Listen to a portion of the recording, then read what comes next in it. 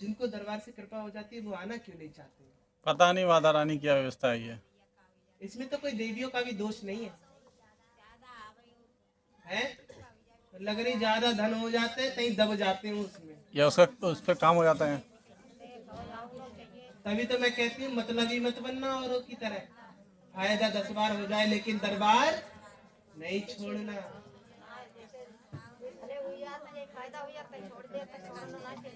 कितने लिखित दे दूंगी, मुंह से बोल के गए कि माता रानी हमारे लिए फायदा होते ही इतना इतना देंगे, आज तक लौट के नहीं आए। और हम भी इतने धैर्यवान हैं, कहते हैं जितना धैर्य करोगे उतना अच्छा, और हमसे ज्यादा धैर्य कौन करेगा? जितने वर्ष हमें हो गए उतने वर्ष तुम्हारे जन्म को नहीं हुए होंगे। माता रानी कहा था कि व्यवस्था करने के लिए, ताकि इस पर लिंटर पड़ जाए, गर्मियों में दिक्कत होगी बहुत।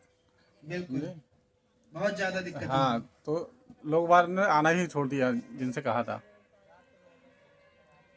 और उनके सबके काम हो गए। लड़कियां थी वो आपके पैर पकड़ के रो रही थी कि हमारी माता रानी बड़ा इज्जत रख लो भाई ने। अब उसके लड़का हो गया तो उसने आना ही छोड़ दिया। आने के बाद उसने बताया भी नहीं। हाँ, बताया भी नहीं। माता रानी पैर पकड़ के रो रही थी और हमने दोबारा उसको मिलवाया था माता रानी से, बताया भी नहीं।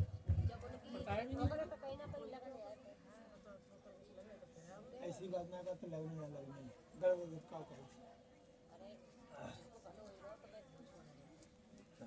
अरे अजय पाल तो आज ट्राली लेके आमता ही थी। हमने कही थी भैया, अब मुझे खाना ऐसे ही लोग बोलते रहे, जब समय मिला वो अगले बार अब तुम लेके आना बसंत में अपनी ट्राली। जी भैया आज लेके आएंगे। सही है, ठीक है भैया, ट्राली भर के लोग लेके आ रहे हैं। हटकुर्रा लेकर के आएंगे।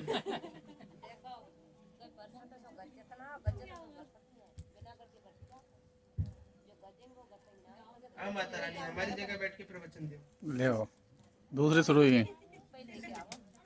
बड़ा भारी ज्ञान दे रही, घर जाएगा ना तो घर जाएगा ना, बरस गो तो घर जाएगा ना है।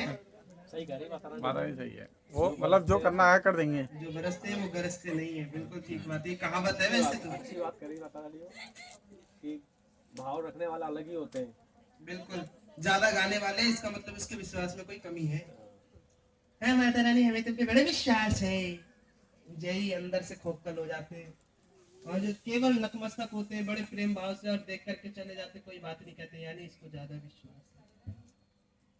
जिससे आस होती है ना वही सबसे पहले आस टूटता है ना। अच्छा आप लोग ये बताइए, स्वभाव कैसा होना चाहिए? निर्मल होना चाहिए? हाँ, दोनों होना चाहिए माता रानी। मैं तो कहती हूँ अगर कोई बात अपने आचरण पे आए तो रावण बन जाओ, कि बेशक हार हो जाए लेकिन अपने कर्म के प्रति सामर्थ्य रहो, है ना। और अगर तुम्हारे लिए कोई प्रेम बरसा जाए तो तुम कृष्ण की तरह हो जाओ, जो 16,000 कन्याओं को अपनी शरण में ले ले, है ना। लोग कहते हैं कि 2 विवाह करने पर विवाद हो जाता है, कृष्ण ने 16,000 कन्याओं से विवाह करा था, तुमने विवाद पढ़ा? श्री कृष्ण ने 16,000 कन्याओं से विवाह करा, जरा जाओ पहले कृष्ण की तरह योग्य होकर के तो दिखाओ, कृष्ण की तरह सरल तो होकर के दिखाओ। तुमसे तुम्हारी पड़ोसनी कुछ कहते तो उतनी बुरी तरीके से झिगड़ बिगड़ पड़ते हो, और कृष्ण के तो अनेकों दुश्मन थे, तो उन्होंने ताय बाय नहीं करी, जिससे थी उसी को निपटा देते थे। 16,000 कन्याओं से विवाह क्यों करा? राक्षस के प्रतिबंध में रहने वाली कन्याओं के ऊपर लांछन ना लगे, इसलिए उन्होंने अपनाया, और उसके साथ कोई शारीरिक संबंध नहीं बनाया। यही कहा कि तुम्हारा केवल नाम चलाने के लिए तुमसे विवाह कर रहा हूं, ताकि ये समाज तुम्हें धिक्कारेगा कभी नहीं, इसलिए 16,000 कन्याओं से विवाह करा। ये विवाद नहीं है, ये बहुत बड़ी एक समझ है, अगर समझने वाले के लिए दी जाए, कि उन्होंने बिना किसी मतलब के 16,000 कन्याओं को अपनी शरण में ले लिया, ताकि उन पर कोई लांछन, क्योंकि उनसे कोई विवाह नहीं करता कि ये इधर फलाने क्या रुकी हुई थी, उस राक्षस क्या रुकी हुई थी, ना जाने क्या क्या करा होगा। तो ये योगेश्वर है, ये सबको अपना सकता है, वही श्री कृष्ण है।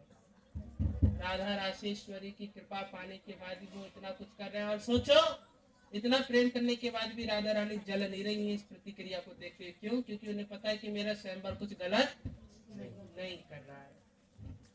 यही विश्वास तुम्हें भी तुम्हारे पति के ऊपर होना चाहिए, कभी डगमगाओगी नहीं। शक की बीमारी का कोई इलाज नहीं है, ये ध्यान रखना। शक हमेशा मनुष्य की लुटिया डुबाता है और भरोसा जिस पर होता है वही आगे बढ़ जाता है। आपका पति कितना भी बुरा क्यों ना हो, लेकिन आपका भरोसा नहीं टूटना चाहिए। प्राण जाए लेकिन वचन, जब आपने 7 वचन ले लिए तो आपका स्वयंवर गोबर खाए लेकिन आपको पीछे नहीं हटना है, क्योंकि आपने वचन अग्नि के साथ फेरे लेकर के लिया। ये ध्यान रखना। अगर इस बीच कोई विवाद हुआ तो सबसे बड़ा अपमान किसका है? उस अग्नि का है जिसने आपकी सौगंध खा के वचन लिए। आपका अपमान बाद में है। इसलिए मर जाना लेकिन अपने स्वयंवर के वचनों को मत छोड़ना। स्वयंवर तुम्हें जिंदा गाड़ दे, तुम गड़ जाना, लेकिन अपने स्वयंवर के विपरीत मत जाना। क्यों? आपने मंदोदरी को देखा, भगवान के विपरीत था, लेकिन मंदोदरी ने साथ नहीं छोड़ा, क्योंकि उसे पता है अहा स्वयंवरस्य धर्मात् कारणीय, कि हमारा स्वयंवर ही हमारे धर्म का कारण है, तो हम उस कारण को कैसे छोड़ सकते हैं? नहीं छोड़ सकते ना। क्यों ना हम उसे सुधारने का। तो मंदोदरी ने कम से कम 85 बार उन्हें समझाया कि हे स्वामी, जिससे आप सामना करने जा रहे हैं वो दीनानाथ है, त्रिलोक का राजा है, स्वामी है, आप उससे मत लजिए। लेकिन रावण ने क्या कहा था? रावण के अंदर मैं बाद में था, लेकिन पहला वचन क्या था? कि संसार याद करेगा, त्रिलोकी से भी एक रावण ने सामना किया था। यानी बेशक मेरी मृत्यु हो जाएगी, लेकिन मेरा नाम रहेगा कि राम से भी उलझने वाला कौन था? रावण था। जहां अपनी भुजा बजा दे वो स्थान उसका हो जाता था। अगर इंद्र के सामने पहुंच जाता था, इंद्र जी अपना सिंहासन छोड़ नहीं देते थे, उस सिंहासन को सफा करते थे कि आइए प्रभु जी बैठिए, सब कुछ आपका है, ये ऐरावत भी आपका है, ये दास दासिये भी आपके हैं। ये कथा है कि जब रावण अपनी महिमा का गुणगान करता था, जब रावण शिव जी का स्मरण करता था, तब त्रिलोक गूंज उठते थे। क्या उठते थे? क्योंकि उसकी संस्कृत इतनी शुद्ध थी, उसकी संस्कृत साक्षात इंद्र ऐसी संस्कृत नहीं बोल पाते जो रावण बोल सकता था। ये पुराण में लिखित है कि जहां अपनी भुजा बजा दे वो स्थान उसको हो जाता था। जब वो विष्णु जी के समक्ष जाता था ना, तो विष्णु जी अपनी शेषनाग की शैया पे जब लेटे हुए होते थे तो उठ के बैठ जाते थे, अरे आओ जिजमान आइए। तो वो कहते थे आप मेरे जिजमान हैं। यानी रावण के जिजमान कौन बने बैठे हैं? साक्षात नारायण रावण के जिजमान।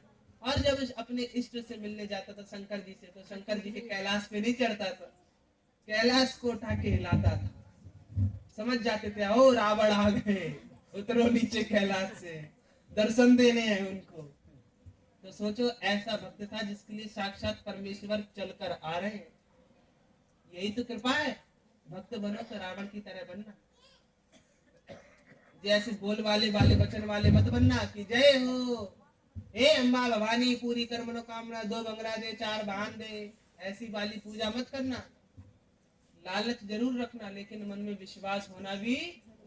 लालच कोई बुरी बला नहीं है मेरे अनुसार। तुम चोरी करके क्या यहाँ से बैकुंठ ले गए? हम चोर को भी चोर नहीं कह सकते, क्योंकि वो यहीं पर ही चुरा करके यहीं रख के चला जाएगा। हम चोर तब कहते कि हाय पृथ्वी की चीज चुरा करके स्वर्ग में ले गया, तो फलाना चोर हुआ। फलाने चोर ने पृथ्वी का चुरा करके पृथ्वी पर ही छोड़ गया, तो ये चोर नहीं है। मेरी निगाह में बहुत पते की बात कह रही हूँ।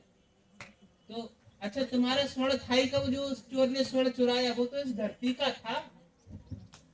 क्या कहते तुमने 1000 की खरीदी वस्तु के मूल्य के 1000 हो सकते हैं? नहीं ना।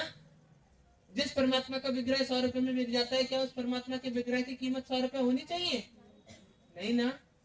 उस परमात्मा का जब कोई मोल नहीं है तो तुम्हारी खरीदी वस्तु का कोई मोल नहीं।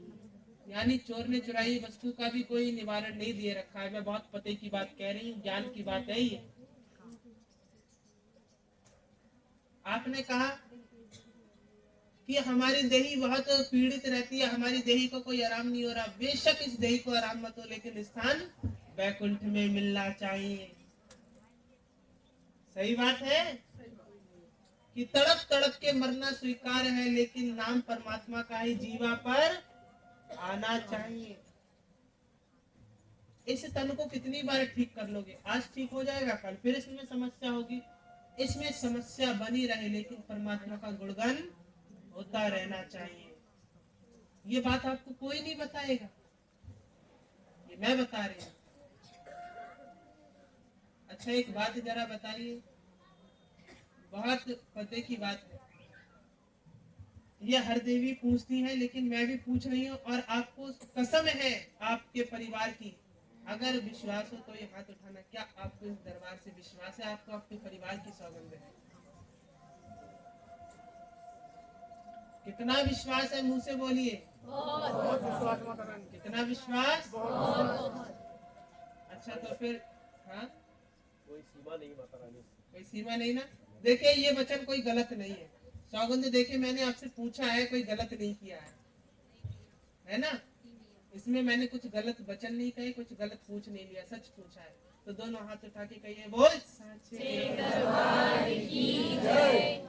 बोलिए मंगल मंगल करने वाली माता तेरी सदा की जय। सबकी झोलियां भरने वाली माता तेरी सदा की जय। हे सबके घर में खुशियां करने वाली माता तेरी सदा की जय। सच्चियां जोता वाली माता तेरी सदा की जय। बोल साचे दरबार की जय। हाँ?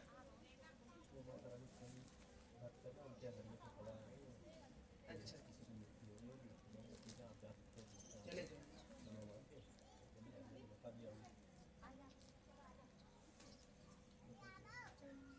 चम्मच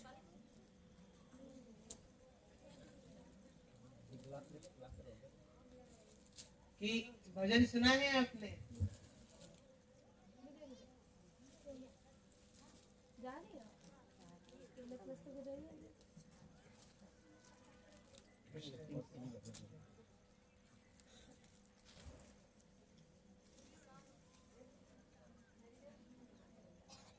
कि मेरे घर के आगे देवी तेरा मंदिर बन जाए। मेरे घर के आगे देवी तेरा मंदिर बन जाए। जब खिड़की खोलूं तो तेरा दर्शन हो जाए। जब खिड़की खोलूं तो तेरा दर्शन हो जाए। एक बार फिर से जरा सब प्रेम से कहिएगा। वहाँ बीच में बैठा। मेरे घर के आगे देवी तेरा मंदिर बन जाए। मेरे घर के आगे जब खिड़की खोलूं तो तेरा दर्शन हो जाए।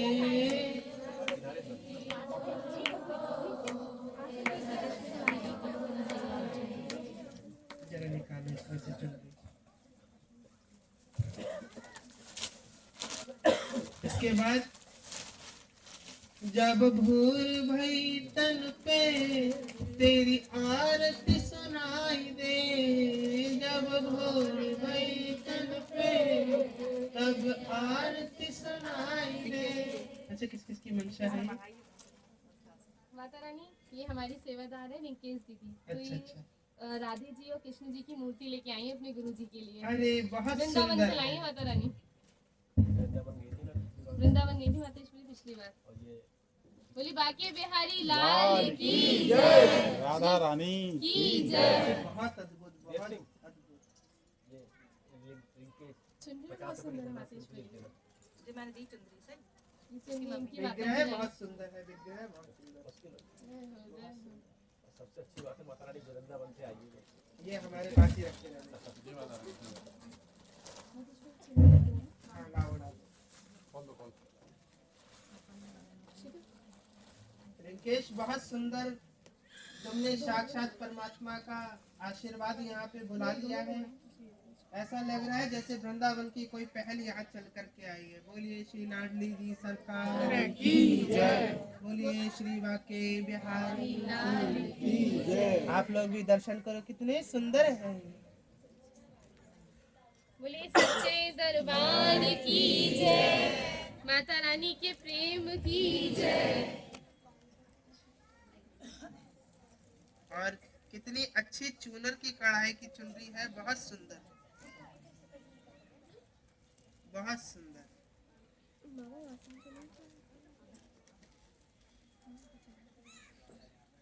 जब रिंकेश इतना लेके आइए, रिंकेश आगे आओ।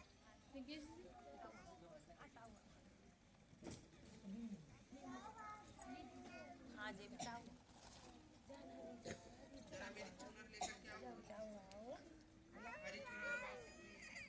हरी चूनर माता रानी की वैसी वैसी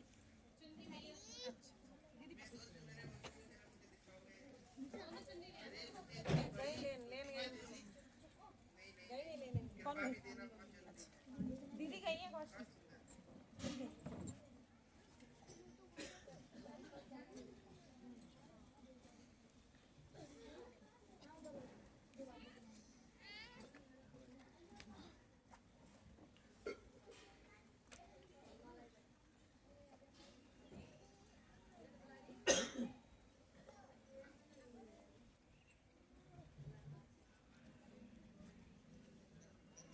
आप लोग भी सुरकांडा देवी जी जा रहे हैं? जी नहीं, बहुत अच्छी बात है। 5 तारीख की यात्रा है वैसे शुरू।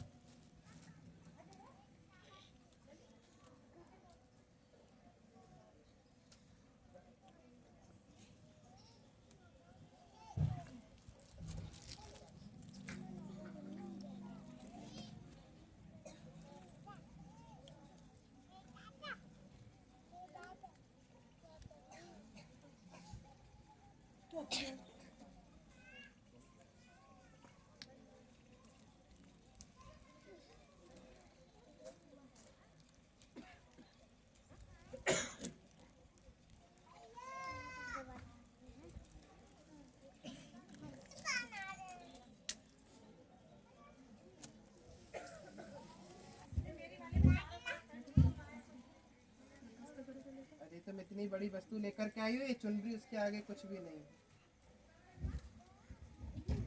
बोले सच्चे दरबार खुश रहो, सदा खुश रहो।